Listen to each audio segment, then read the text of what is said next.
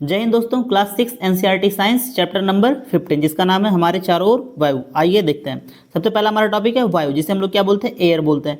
Air क्या करता है, हवा क्या करता है, स्थान घेरता है। यह हमारे चारों ओर उपस्थित होता है। इसका कोई रंग नहीं होता है। हवा क्या होता है, पारदर्शी होता है। इसका मतलब इसके आर पार हम लोग देख सकते हैं। अगला टॉपिक हमारा वायुमंडल, जिसे हम लोग क्या बोलते हैं, एटमॉस्फेयर। तो हमारे पृथ्वी के चारों तरफ एयर का, हवा का क्या है, एक पूरा परत बना हुआ है। ठीक है, तो हमारी पृथ्वी वायु की एक पतली परत से घिरी हुई है, जिसका विस्तार पृथ्वी की सतह से लेकर कई किलोमीटर तक है। ठीक है, इसी को हम लोग क्या बोलते हैं, वायुमंडल बोलते हैं। मतलब वायु का जो घेरा है पूरा पृथ्वी के चारों तरफ, उसी को हम लोग क्या बोलते हैं, वायुमंडल बोलते हैं।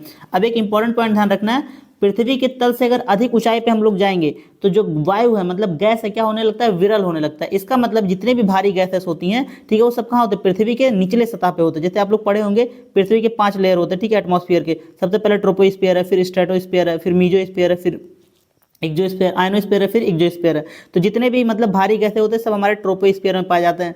मतलब सबसे क्षोभ मंडल में, जिसे हम लोग हिंदी में क्या बोलते हैं, क्षोभ मंडल बोलते हैं। तो जितने भारी गैसें या मौसम संबंधी जितनी घटनाएं होती हैं सब यहीं पाए जाते हैं। जैसे जैसे हम लोग ऊपर जाएंगे वायु क्या होता है, विरल होता चला जाएगा, मतलब वायु कम होते चले जाएंगे।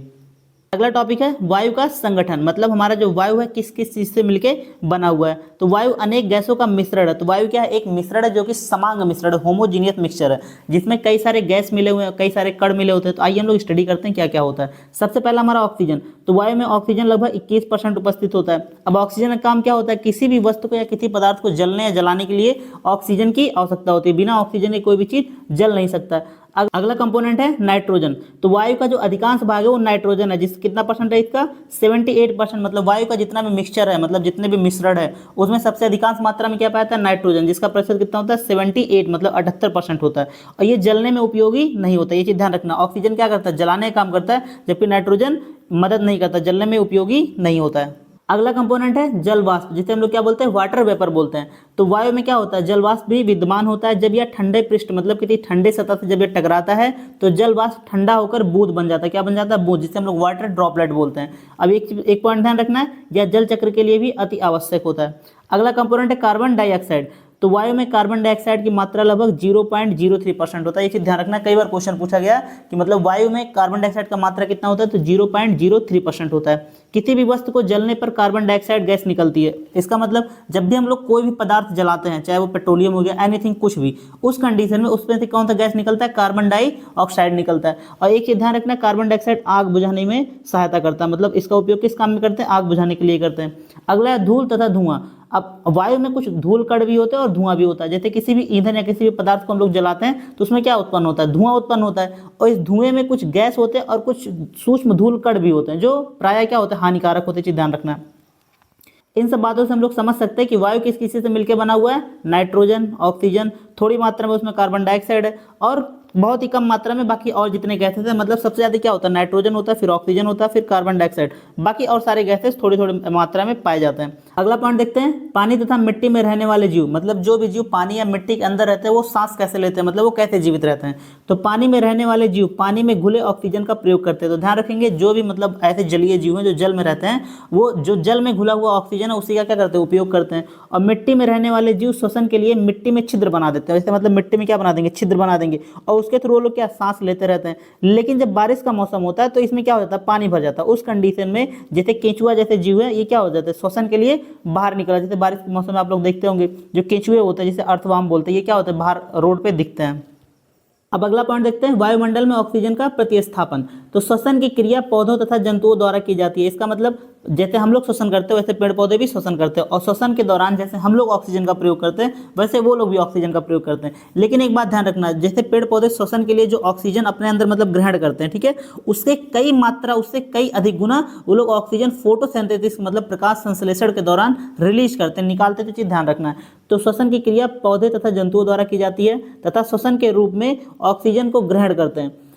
परंतु पौधे प्रकाश संश्लेषण की क्रिया द्वारा ऑक्सीजन की अधिक मात्रा उत्पन्न करते हैं श्वसन के द्वारा प्रयोग किए गए ऑक्सीजन की तुलना में। तो ध्यान रखना, ऑक्सीजन मतलब ये श्वसन के दौरान जितना ऑक्सीजन यूज करते हैं पेड़ पौधे, उसका कई गुना ये फोटोसिंथेसिस मतलब प्रकाश संश्लेषण के दौरान ऑक्सीजन को रिलीज करते हैं। अब नेक्स्ट अगला पॉइंट देखते हैं, वायु के अन्य उपयोग। मतलब वायु को हम लोग कौन कौन सा उपयोग कर सकते हैं, ठीक है। तो पहला पॉइंट है, वायु पवन चक्की को घुमाती है। तो जो पवन चक्की होता है, मतलब यहाँ पे ऐसे चक्की लगे होते हैं, ठीक है, ऐसे, ठीक है। वो क्या होता है, घुमाने का काम करता है, और इससे जो ऊर्जा प्राप्त होता है उससे ट्यूबवेल से पानी निकालने में और आटा चक्की को चलाने में हेल्प करता है। अगला पॉइंट है वायु नाव को खेने, मतलब नाव जो होता है उसको खेने आगे बढ़ाने के लिए क्या करता है, यूज करता है। ग्लाइडर में इसका यूज होता है।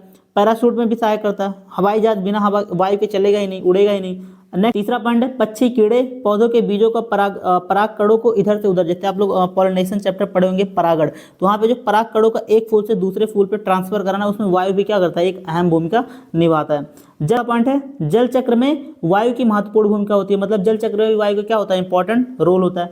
पवन, अब 5वां पॉइंट है पवन ऊर्जा से विद्युत ऊर्जा भी बनाया जाता है।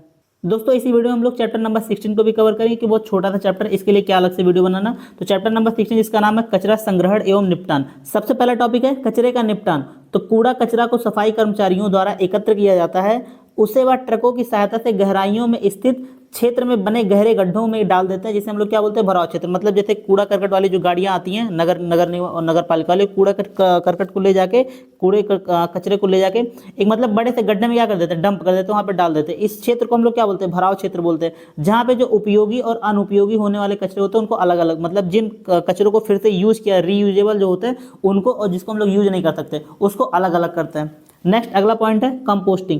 कंपोस्टिंग मतलब होता है खाद बनाने की जो प्रक्रिया होती है उसी को हम लोग क्या बोलते हैं, कंपोस्टिंग बोलते हैं। तो कुछ पदार्थ के विघटित और खाद में परिवर्तित करने की प्रक्रिया क्या कहलाती है, कंपोस्टिंग कहलाती है। अर्थात खाद बनाने की प्रक्रिया क्या कहलाती है, कंपोस्टिंग कहलाती है। अब अगला पॉइंट है वर्मी कंपोस्टिंग। वर्मी कंपोस्टिंग मतलब लाल केंचुए की सहायता से जो खाद बनाया जाता है उसी को हम लोग क्या बोलते हैं, कंपोस्टिंग बोलते हैं, वर्मी कंपोस्टिंग बोलते हैं। जिसे और किस नाम से जानते हैं, कृमि कंपोस्टिंग। तो लाल केंचुए की सहायता से कंपोस्ट बनाने की जो विधि होती है उसी को हम लोग क्या बोलते हैं, वर्मी कंपोस्टिंग बोलते हैं। इसी का और क्या नाम है, कृमि कंपोस्टिंग बोलते हैं। अब नेक्स्ट एक पॉइंट एनसीईआरटी में दिया, प्लास्टिक वरदान या अभिशाप। जैसे प्लास्टिक का जो यूज होता है ये मतलब नुकसानदायक नहीं होता, हानिकारक नहीं होता, लेकिन अगर एक लिमिटेड मात्रा में किया जाए। लेकिन जब यही बहुत अधिक मात्रा में किया जाता है तो यही अभिशाप का रूप लेता है। मतलब क्योंकि जो प्लास्टिक होता है इसका लाइफ पीरियड खत्म नहीं होता, इसका पॉल्यूशन जैसे वाटर में जाएगा वाटर पॉल्यूशन करेगा, सॉइल में जाएगा तो सॉइल पॉल्यूशन करेगा, उसको जलाया जाएगा तो एयर पॉल्यूशन करेगा। तो यही चीज़ है। तो प्लास्टिक वरदान या अभिशाप, अगर मतलब लिमिटेड अमाउंट में यूज किया जाएगा तो कोई दिक्कत नहीं है, लेकिन अगर बहुत एक्सेस मात्रा में यूज किया जाएगा तो अभिशाप के। जैसे जो प्लास्टिक होता है इसका पुनर्चक्रण नहीं किया जाता, मतलब जितने भी प्लास्टिक होते हैं, कुछ प्लास्टिक ऐसे होते हैं जिनको फिर से रीयूज किया जा सकता है, लेकिन बहुत सारे ऐसे प्लास्टिक होते हैं जिनको रीयूजेबल नहीं होते, फिर से यूज हम लोग नहीं कर सकते। दोस्तों इसी के साथ एक क्लास कंप्लीट होता है। इस क्लास का पीडीएफ हमारे डिस्क्रिप्शन में टेलीग्राम का लिंक है, वहाँ पे आप लोग ज्वाइन कर लीजिए, वहाँ पे पीडीएफ मिल जाएगा। क्लास आपको कैसा लगा कमेंट बॉक्स में जरूर बताइएगा। मिलते हैं अगले वीडियो में, तब तक के लिए बाय बाय, टेक केयर, जय हिंद, थैंक यू।